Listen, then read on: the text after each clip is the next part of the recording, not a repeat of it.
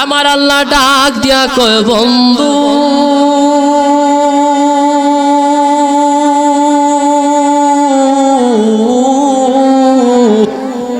ও আমার মায়ার নবী গো, আপনি জানাইয়া দেন আপনার কোন উম্মত যদি আমি নবীর দরুদ আদায় করে, আপনি বন্ধুর দরুদ আদায় করি, ওগো মায়ার নবী গো, আমি ঘোষণা কইরা দিলাম কেউ যদি একটা বারের জন্য আপনি বন্ধুর উপরে একটা বারের জন্য দরুদ পাঠ করে গো, আমি রাহমাতাল লিল আলামিনের উপরে দরুদ পড়ার কারণে গো আমার আল্লাহ আপনার নেক আমলের মধ্যে 10টা সওয়াব লিখিত করে দিবেন। আল্লাহু আকবার। এরে বাজান, মহাব্বতে কলবটাকে নরম করে আলোচনার শুরুতে অন্তরটাকে নরম করা লাগবে। আপনাদের ছাত্রের সামনে আমি 3টা জিনিস আপনাদের কাছে দাবি প্রার্থনা করব। 1 নম্বর মনোযোগ, 2 নম্বর অন্তর, 3 নম্বর কানটাকে সজাগ করবেন। 3টা জিনিস আপনারা দিবেন, ইনশাআল্লাহ আলোচনাগুলা গুছিয়ে নেব। সকলে মহাব্বতে একই সুরে মহাব্বতে নবীরে পাওয়ার জন্য সকলে আমার সাথে দরুদ পড়ুন। আল্লাহুম্মা সাল্লি আলা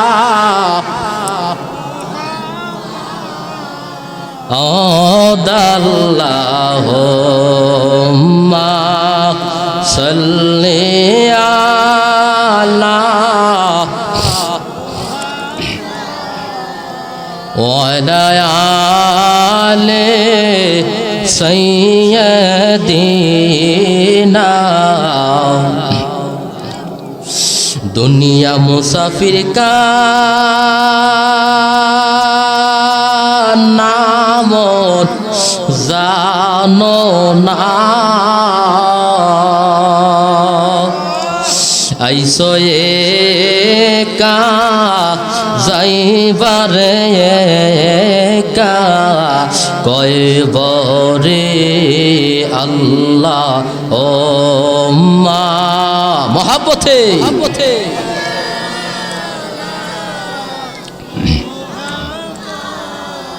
ওয়ালা আলি সাইয়্যিদিনা ওয়ালা আলি সাইয়্যিদিনা। মিচা মিচা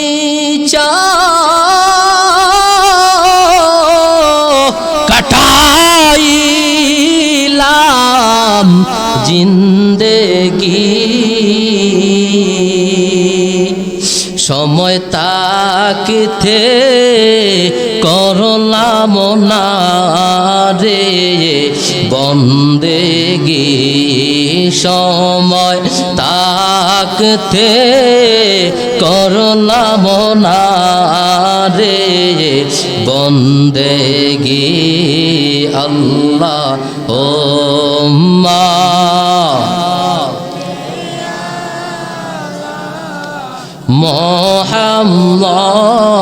মুহাম্মদ আলা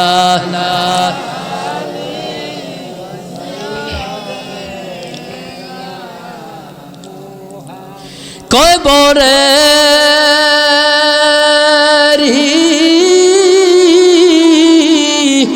আজাব যদি দুইনার কেউ দেখি তো কয়বরে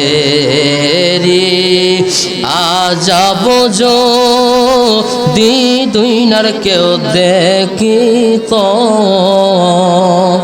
গরবারি সারিয়া গোফাগল ওই তো গরবারি সারিয়া গোফাগল ওই তো আল্লাহ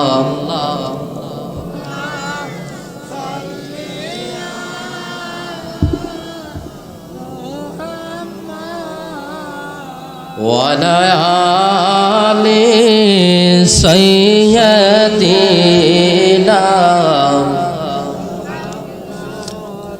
সকলে মহাপতি পড়ি আলহামদুলিল্লাহ। গভীর মনোযোগ মনোযোগ। আমার আল্লাহ রাব্বুল আলামিন কুরআন শরীফের মধ্যে সূরা 3 এর মধ্যে 3 নম্বর আয়াতের মধ্যে ঘোষণা করলেন, বিসমিল্লাহির রহমানির রহিম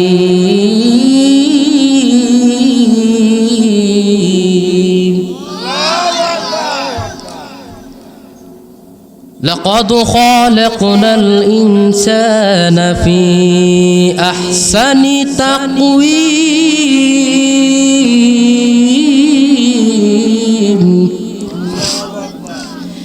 হ্যাঁ দুনিয়ার মানুষ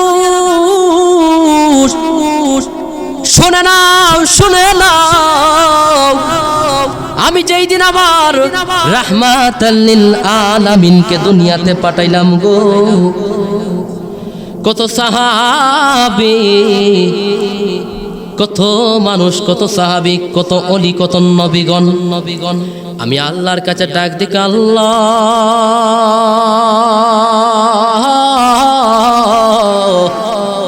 ও মায়ার আল্লাহ, আপনি এমন একজন নবী পাঠাইছেন, শেষ নবী গো, ও আল্লাহ সবচাইতে বেশি খুশি হয়ে যাইতাম যদি আমাদেরকে আখিরি নবীর উম্মত হিসাবে পাঠাইলেন। এ হারুনপুরের যুবক,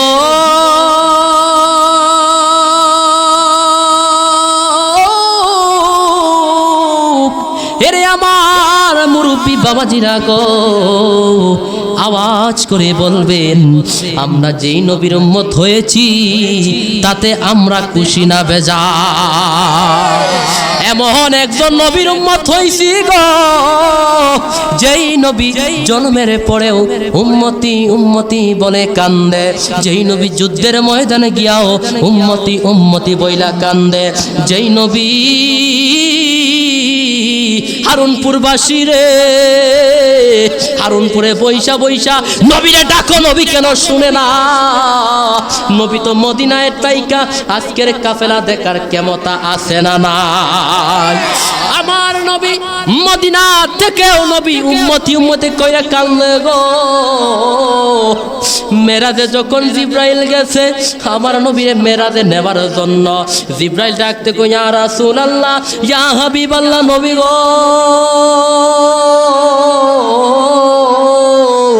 আল্লাহ পাঠাইছে আপনারে মেহমানদারি করানোর জন্য, নিয়ে যাওয়ার জন্য।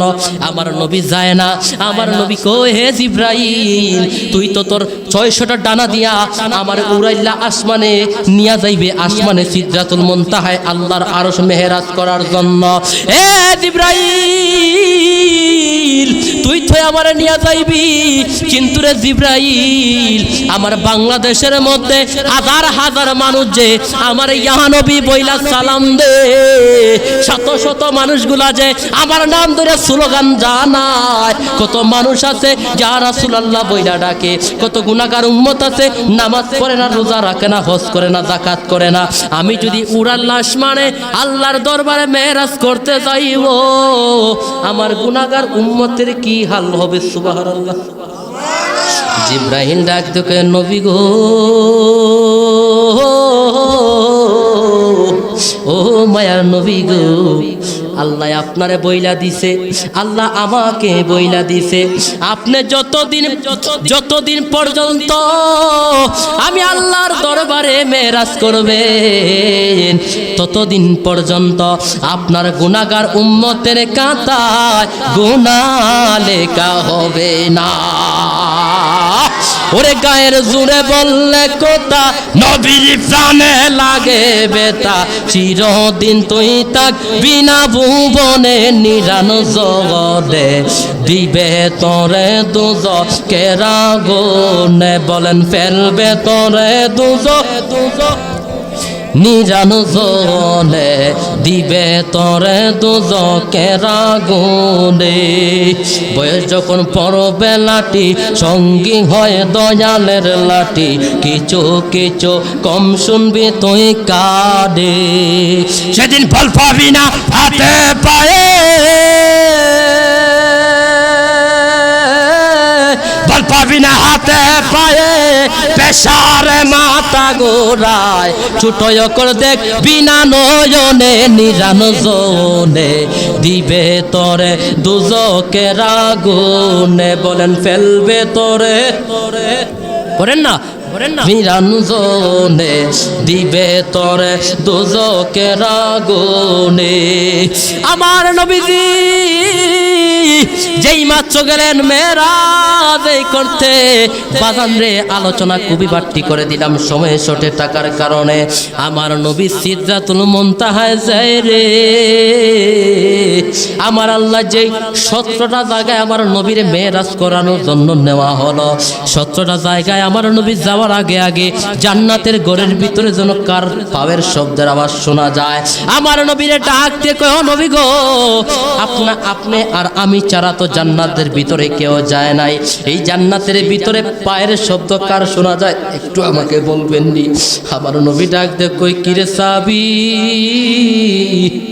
তুই কি জানোস না আমি নবীর এমন একজন আসে যার চেহারাও নাই, যার সম্পদও নাই, বাড়িও নাই, গাড়িও নাই, শুধু আছে মহব্বত আর ভালোবাসা। জানোস তারে সাহাবী, এটাই আর কেউ না, এটাই হলো আমার পাগলা হযরত বিল্লাহ। আর জোরে কোন সুবহানাল্লাহ। আমার নবী জিব্রাইল যেই মাত্র বলল মেহরাজে যাওয়ার জন্য, আমার নবী ওই সময় চিন্তা করে উম্মতের জন্য জান্নাতে ঢুকে না রে। আল্লাহ কয়, ও বন্ধু, আপনাকে 17টা জায়গায় আমি মেরাজ করানোর জন্য নিয়ে আসলাম, আপনি কেন ঢুকেন না? আমার নবী ডাকতে কয়, আল্লাহ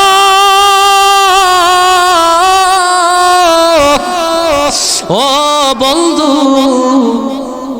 আমার গুনাহগার উম্মত রাইকা আমি জান্নাতে ঢুকতাম না। আমার আল্লাহ কই, ঠিক আছে বন্ধু, আমি কথা দিলাম আপনার কোন উম্মত যদি 17 রাকাত ফরজ নামাজ আদায় করে গো, আমি কথা দিলাম গো বন্ধু, আমি তাদেরকে আপনার সাথে 17টা জায়গায় মেহরাজ করাইব। আরো জোরে বলুন ইয়া রাসূলুল্লাহ। আমার নবীজি এমন পয়গম্বর নবী, বহুবার যুদ্ধ হয়েছে, সব সাহাবীদের গণকে আঘাত করতে পেরেছি, কত সাহাবী মারা যায় রে। ইসলামের প্রথম যুদ্ধের নাম হলো বদর যুদ্ধ। কি যুদ্ধ? একটু আওয়াজ করবেন। আমি কিন্তু ঘুমাই না ওয়াজও পারি, আমি এমন ওয়াজ করবো আপনারা ঘুমাইয়া টালইয়া যাইবেন, আবার এমন ওয়াজ করবো আপনারা চোখ দুইটাকে একটা পর্যন্ত মিলিয়ে রাখা লাগবে। এখন আপনারা ঘুমাই না ওয়াজ শুনবেন নাকি সজাগকে ওয়াজ শুনবেন? আপনারা কারা কারা মুর্দা একটু হাত উপরে তুলেন, আর জিন্দা কারা কারা? মামা হাত তুলেন। জিন্দা কারা? এখানে কয়েকজন মারাও গেছে কিবা। জিন্দা কারা? আচ্ছা আপনারা জিন্দা আছেন তো? জিন্দা মানুষ কথা বলতে পারে, মুর্দা মানুষ কথা বলতে পারে না। যারা কথা বলতে পারবেন না, আমি মনে করবো হেরা জিন্দাই মইরা গেছে, ঠিক নেই? কবরের ভিতর থেকে কেউ সুবহানাল্লাহ কইতে পারেনিও, তারা জবান। আর আজকালকার আমরার ওয়াজের ফ্যান্ডেলে গিয়ে আমরার জবান এক হইয়া গেছে। বড় একটা জাম্পার লাগাইবো, মোটা সাটা জাম্পার, এবারে শরীর হইলে আবার শুকনা থাকনা জাম্পার লাগাইবো, হাই ভিআইপি জাম্পার লাগাই এইভাবে বইয়া। ঠিক নি? রাগ করছেন নি? একটু জোরে কোন আল্লাহু আকবার। 3বার ডাক দেন, আল্লাহ আল্লাহ আল্লাহ। আজকে এই মাহফিল হওয়াতে আপনারা যত বেশি খুশি হয়েছেন, তার চেয়ে দ্বিগুণ বেশি কবরবাসীগুলা খুশি হয়েছে। আপনারা যত খুশি আছেন, তার চাইতে দ্বিগুণ বেশি আজকে কবরবাসী, যতক্ষণ পর্যন্ত জান্নাতের ময়দানে মাইক চলবে কবরের আযাব হবে না। আর আস্তে কোন সুবহানাল্লাহ। বদর যুদ্ধের নাম ছিল এমন একজন বদর যুদ্ধ। এই বদর যুদ্ধের মধ্যে 14 জন সাহাবী শহীদ হয়েছেন। কয়জন? 14 জন সাহাবী বদর যুদ্ধে শহীদ হয়েছেন। এই সাহাবীগুলা আজকে সৌদি আরবে গেলে এই সাহাবীগুলার কবর জিয়ারত করা যায়। আমরা নবীর আশিক, এই জামাতের মধ্যে অনেক আশিক আছে, নবীর কথা শোনা মাত্র চোখের দিকে পানি আসে। বাদান, এই পানি আপনি মনে করেন না এই পানিটা আপনার বিপলে যাবে। আপনি যার জন্য কাঁদতেছেন এমন হতে পারে সেকেন্ডের ভিতর আপনার বাঙ্গা করে আমার নবী হাজির হয়ে যেতে পারে। আপনি যার জন্য চোখের পানি ছাড়তেছেন, বিলালকে আমার নবী জিজ্ঞেস করলো, ও বিলাল, তুমি গোপনে গোপনে তাকো, আমার সামনে কেন আসো না?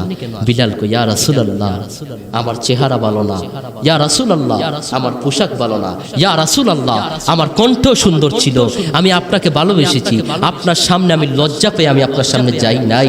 আমার নবী ডাক দেখো, হে বিলাল, তুমি যে বলতেছো তোমার চুরুত ভালো না, তুমি যে বলতেছো তোমার চেহারা ভালো না, আরে বিলাল, এই নবী চেহারা দেখে না, এই রাহমাত লিল আলামিন কণ্ঠ দেখে না, রাহমাত লিল আলামিন বাড়ি গাড়ি তুই দেখে না।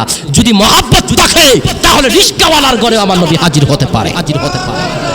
মহাব্বত যদি তাকে রিস্কাওয়ালার ঘরে হাজির হতে পারেন নবী, পারেন কি পারেন না? মহাব্বত যদি তাকে একজন বেঞ্চ চালকের ঘরে আমার নবী হাজির হতে পারে, তাহলে আমরা আমাদের চেহারা দিয়ে ভালোবাসা হবে না, মন দিয়ে ভালোবাসা হবে। কথা বলেন ঠিক কিনা?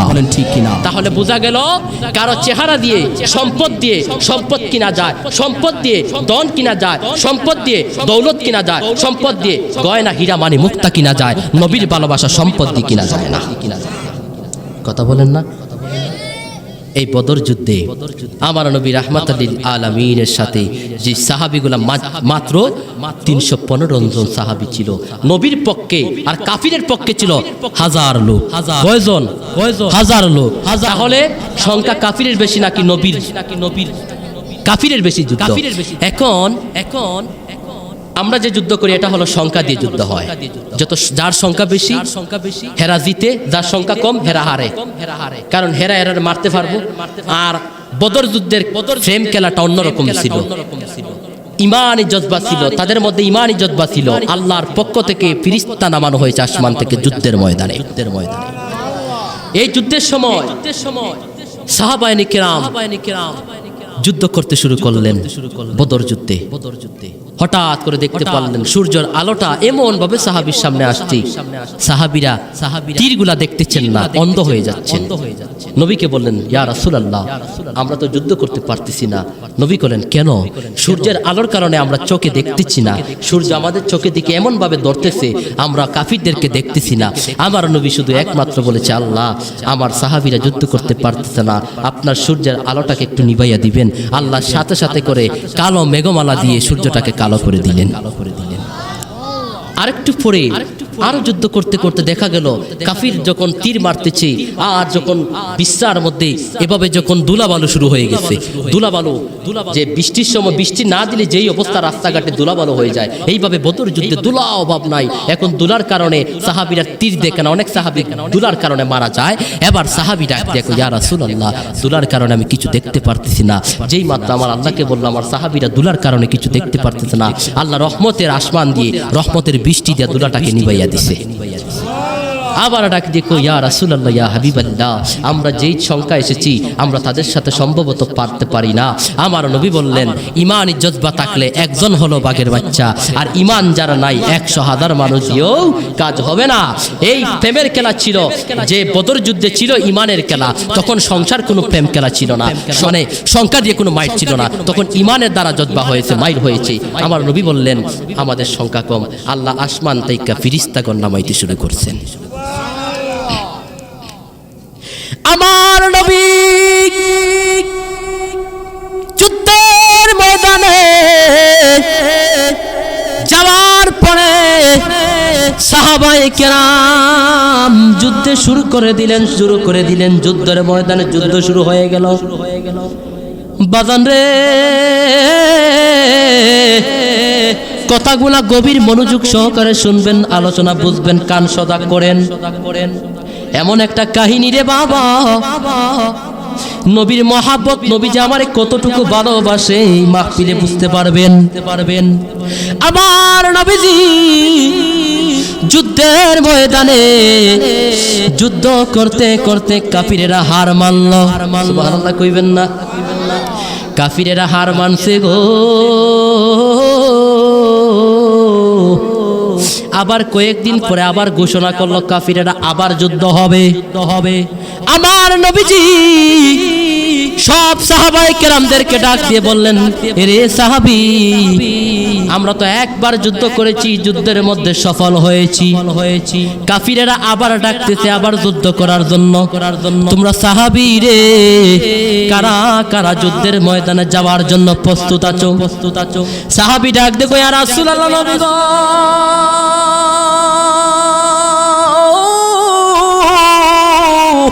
ও নবী গো, আমরা আপনার জন্য একবার নয়, দুইবার নয়, তিনবার নয়, 1000 বার যদি আপনি নবীর জান বাঁচানোর জন্য জিহাদের ময়দানে নামতে হয়, আমরা সাহাবী আপনার সাথে যুদ্ধের ময়দানে নামতে রাজি আছি।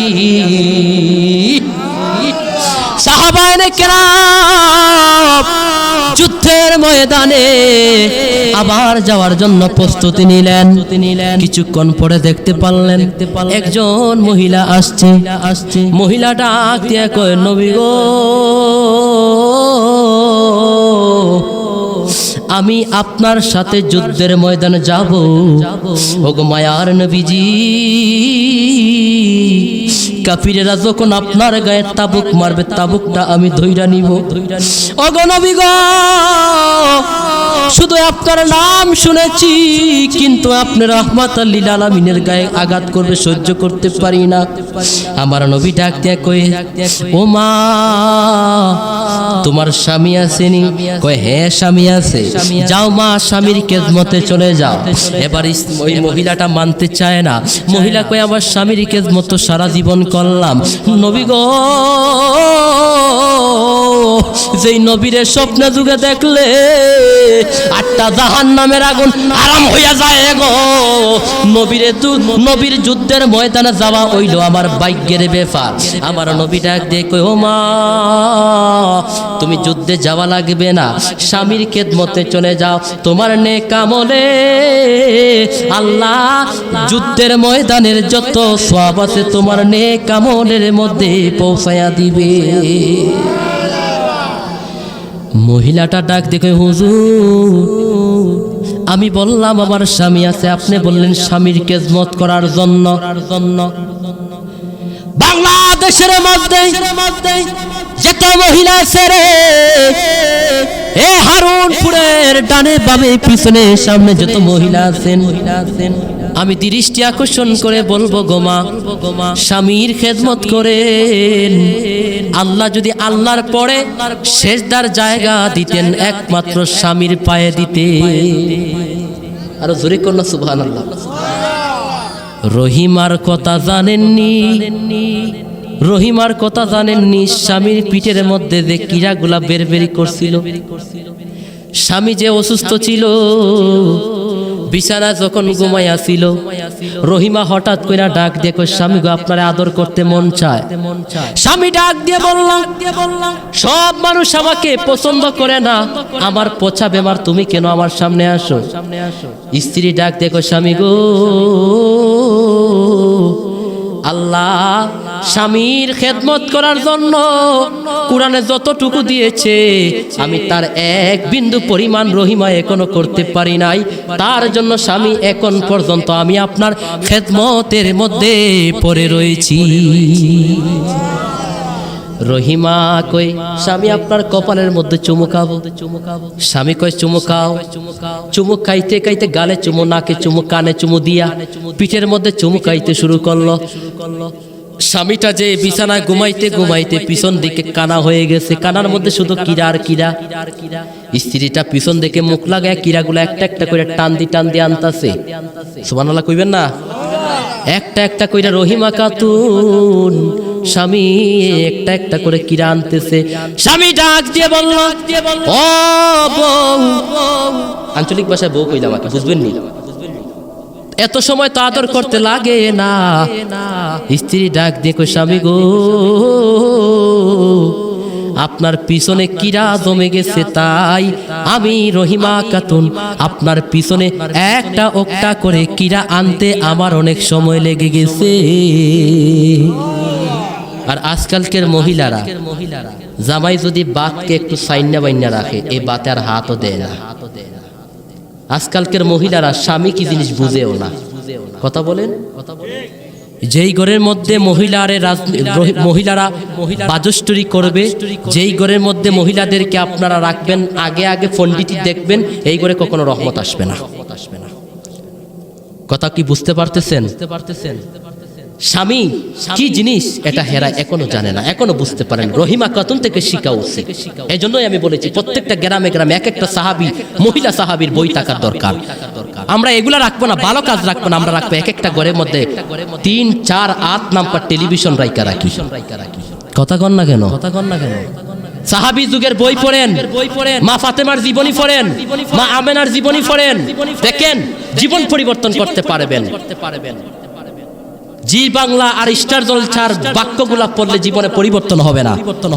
এখান থেকে শুধু শিখবেন শাশুড়ি কেমনে গুতা মারা যায়, জামাইরে কেমনে ডাক্কা দেওয়া যায়, জামাই রুজিতে কেমনে আঘাত করা যায়। এই জন্য তো আমি কয়েকদিন আগে বলেছিলাম আপনি 1 সপ্তাহ রুজি বন্ধ করে দেখেন আপনার স্ত্রী আপনার ভালোবাসতো না। আপনারা 1 সপ্তাহ আপনি কাওয়ান দাওয়ান বন্ধ করে দেখেন আপনার গর্তে বাইট করে দিব। এত ভালোবাসা না, এত ভালোবাসা না, ভালোবাসতে হবে রহিমা খাতুনের মতো, যে নিজের পায়ে পরিষ্কারতা দূরে রেখে গ্রামের সব মানুষ বলে তাকে দেখে দূরে চলে যায়, কিন্তু রহিমা খাতুন দূরে যায় না। বলে আমি এখন পর্যন্ত আমি স্বামীর কর্তব্যই করতে পারি নাই। তারপরেও মহিলাকে আমার নবী বলল আপনি যান আপনার স্বামীর খেদমতে চান। আমার কাছে আসলে যে সওয়াবটা পাইতেন আপনি, আমি আপনার স্বামীর খেদমতে এই সওয়াবটাই দিয়া দেব। আমার নবীজি আবার গেলেন যুদ্ধের ময়দানে। মহিলাটা ডাক দিয়ে বলল ও হুজুর, তালহাটা পড়ে গেল মাথার জখমকে। তালহাটা নবীর পায়ের দিকে চেঁচড়াইতে ঘুমিয়ে গেলেন। আবার নবী তালহা রাদিয়াল্লাহু তাআলা আনহুমাকে তোলার জন্য গেলেন। আবার নবীর মাথার মধ্যে কাফিরের বাচ্চা পাথর মেরে মাথাতে জখম করে দিলেন। আবার নবীর মাথাটা ফাইটা গো, দাড়ি মুবারক দিকে জল করে, রক্তগুলা দাড়ি মুবারকের মধ্যে জলমল করে। এবার আমার নবীজি দাড়ি মুবারকের মধ্যে জলমল করে গো। মালিক ইবনে সিনার রাদিয়াল্লাহু তাআলা আনহুমা নামে একজন সাহাবী ছিল। তাড়াতাড়ি কইরা আমার নবীজির দাড়ি মুবারকের রক্তগুলা নিজে পানির মতো পান কইরা লাইছে। যেই নবীর রক্ত মুবারক পানির মতো করে যেই মানুষের পেটের ভিতরে প্রবেশ করেছে, এই মানুষের জন্য জাহান্নামের আগুন হারাম হয়ে গেছে। কথা বলেন, আরো জোরে বলুন সুবহানাল্লাহ। বাজান বিদায় বেলা আমার একটি আবদার থাকলো আপনাদের কাছে। আমি আগামী বছর এখানে থাকবো কি না থাকবো এটা মাওলাই ভালো জানে। এই মাহফিলে যারা উপস্থিত আছেন মুরব্বিয়ানে কেরাম থেকে ধরে আমরা কারা জীবিত থাকবো আর কারা মুর্দা হব এটা একমাত্র জানেন কে? আল্লাহ। তাই মনে করবো আজকের মাহফিল জীবনের সেকেন্ডের বড়টা। আপনি যে বাড়িতে যাবেন তাবারুক নিয়ে এটারও গ্যারান্টি নাই, আপনি রাস্তাতে উষ্টাকাইও মারা দিতে পারে। কথা বলেন, মনে করবেন আজকের মাহফিল শেষ। এই জন্য আমি আপনাদের কাছে একটি আবদার করব, আমার একটি পছন্দের একটি গজল, নবীর মদিনা নিয়ে একটি গজল গাই। শুনতে রাজি আছেন? শুনতে রাজি আছেন তো? মনে বড় আশা ছিল যাব মদিনা। এই গজলটা এইভাবে গাইলে হয় না, এই গজলটা এশকে মহাব্বতে গাইতে হয়। আচ্ছা, আমাদের মনে কি আশা নাই নবীজির রওজায় যাওয়ার জন্য? কথা বলেন নাই কি নাই? মিলাদে দাঁড়াইয়া তো ইয়া রাসূলুল্লাহ বলে ডাকেন, মিলাদে দাঁড়াইয়া তো ইয়া রাসূলুল্লাহ বলে ডাকেন। আমি আপনাদেরকে জানিয়ে দিয়ে যাই, সবচেয়ে আওলা আমার নবী কবরেও থাকবেন, আমার নবী হাসরেও থাকবেন, আমার নবী ফুলছিরাতেও থাকবেন, আমার নবী আজকের হারুনপুর কাফেলা দেখার ক্ষমতা আছে না নাই? এই দুই হাত তুলে বলুন আছে না নাই? তাহলে মদিনা শরীফ আমাদের যাওয়ার সবার ইচ্ছা আছে না নাই? আছে না নাই? একটু জোরে জোরে। মনে বড় আশা ছিল যাব মদিনা, মনে বড়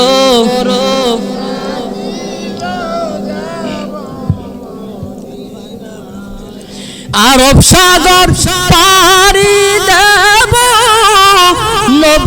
নাই গো আমার তরি পাখি নয় যে উড়ে যাব ডানাতে বন করি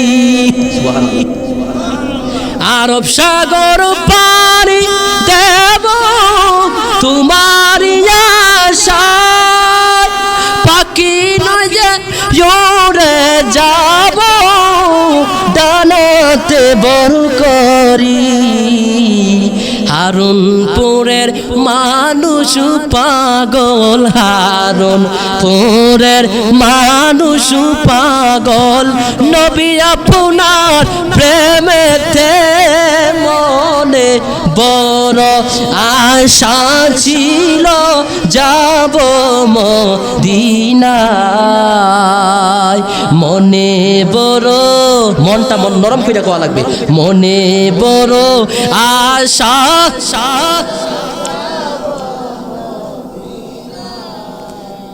পাখি যদি হইতাম ডানাতে বর করে কি আমরা হারুনপুরে থাকতাম নাকি মদিনায় থাকতাম আওয়াজে তো মনে হইছে হারুনপুরে বইয়া থাকতেন বদর যুদ্ধে যদি আমাদের সময় যদি বদর যুদ্ধ হইতো তাহলে কি হারুনপুরে থাকতেন নাকি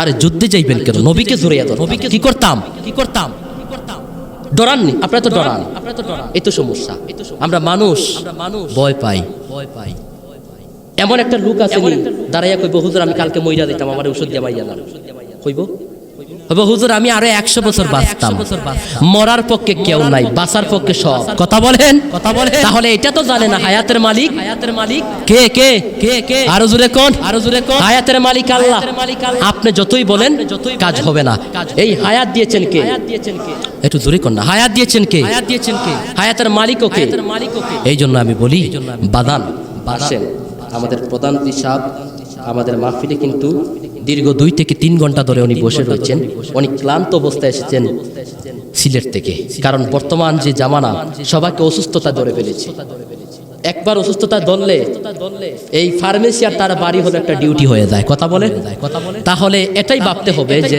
বেমার হলো আল্লাহর নিয়ামত কি বেজার হওয়া যাবে না বেমার হলে বেজার হবেন না অভাবে দেখা দিলে বেজার হবে না কোনো যদি রুজি রোজগার বেকার হয় বেজার হবেন না আল্লাহ যে আল্লাহ আপনাকে পাঠাইছে আপনার রিজিকের ব্যবস্থা কইরই আপনারা পাঠাইয়া দিয়েছে সুবহানাল্লাহ সুবহানাল্লাহ আসুন আমরা বিদায় বেলা একটু জিকিরের মাধ্যমে শেষ করতে চাই কি চাই না জিকির হইতো নিও কি কোন শেষ বেলা জিকির হইতো নি জিকির না হইলে তো ভালো লাগে না জিকিরই তো কলপের ময়লা পরিষ্কার করা একটা ওষুধ কথা বলেন মানুষের জ্বরটা যখন বাইরে যায় অ্যান্টিবায়োটিক ছাড়া এই জ্বরে কাজ হয় না তাহলে বোঝা গেল মানুষকে যখন শয়তান বধ করতে শুরু করে দেয় একমাত্র রাসূলের নাম আর ওর নাম ব্যতীত অন্য কোনো নাম দিয়ে এই কলপকে পরিষ্কার করা যাবে না দুই হাত তুলে বলুন ঠিক কিনা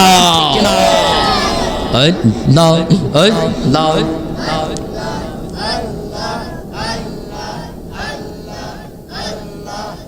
রাখেন আগামীকালকে প্যান্ডেল থাকবে নি মাইক থাকবে নি ওয়াজ থাকবে নি বক্তা থাকবে নি কেউ থাকবে না তাহলে একদিন আল্লাহকে ডাকবে না তোস্তে কেন ভয় লাগে আল্লাহকে ডাকলে আল্লাহকে ডাকলে লাভ হবে আল্লাহকে ডাকলে লাভ হবে তাহলে কি করা মানুষ বেশি দেখতে এখন আপনারা কম মানুষকে আমার চোখই মনে হয় না লাগে এজন্য কি হয় জানেন এই জন্য আপনারা এমন আওয়াজ করবেন বাহিরের মানুষ বুঝতে হবে যে হারুনপুরের মানুষের ভিতরে নবীর মহব্বত আছে বুঝাইতে তো দেওয়া লাগবে কথা বলেন নইলে তো হইব ফাগনা তিতা মিটা বুঝে না কথা বলেন এদিকে যাইতাম না আমি আবার এদিকে গেলে সমস্যা আছে পরে আবার হইব তাইরি সাবর বন্ধু আইছে এদিকে যাইতাম না আমি আমার নরমাল বেশি ওয়াজ করে বিদায় দেব প্রধান অতিথি আসবে আমার মাইক ছেড়ে দেব আমি আপনাদের মহল্লার ইমাম বেশিরভাগ আমি আপনাদের নবী রাসূলের কথা কেন বলি রে বাবা নবী ছাড়া এই কবরে কেউ আপন হবে একটু জোরে বলুন জানা যায় তাকে 1000 মানুষ একজন মানুষ আপনার কবরে নাই 1000 মানুষ আপনার জানাজা পইরা 1000 মানুষ দোয়া কইরা একজন কয় আমার দোকান আছে আপনার যে বন্ধুকে আপনি রাইতে দিনে সময় দিতেন হ্যাঁ বেটারে কইলাম নামাজে আসেন জানাজা আপনার বন্ধু তো মারা গেছে কই সময় নাই আমি টুর্নামেন্ট খেলায় যাইতাম টিকটা জবের মধ্যে ঢুকা জোরে কোনা ঠিক কিনা হেবেটা কইবা আমার সময় নাই রে ভাই, আমি যাইতাম টুর্নামেন্ট খেলা তো, ফুটবল খেলা তো, আমি তো গোলকিপার, একটু আগে যাওয়া লাগবে। অথচ এই বন্ধুর জন্য জীবন দিচ্ছেন, বন্ধুর জন্য আপনি টাকা পয়সা খরচ করছেন, বিদেশ বাড়িতে গিয়া মা বাবার দিকে তাকান নাই। কিন্তু এমন একটা জিনিস মনে রাখবেন, আপনাকে যখন লাশ নিয়ে যখন কবরে যায়, সবাই যখন আপনাকে বলে যায়, একটা মানুষ কাপড়টাকে ছেঁচড়াইতে আপনার কবর পর্যন্ত যায়, এটা আর কেউ না, এটা হলো মা জননীর কথা। একটা মানুষ আপনার কবর পর্যন্ত যেতে পারে।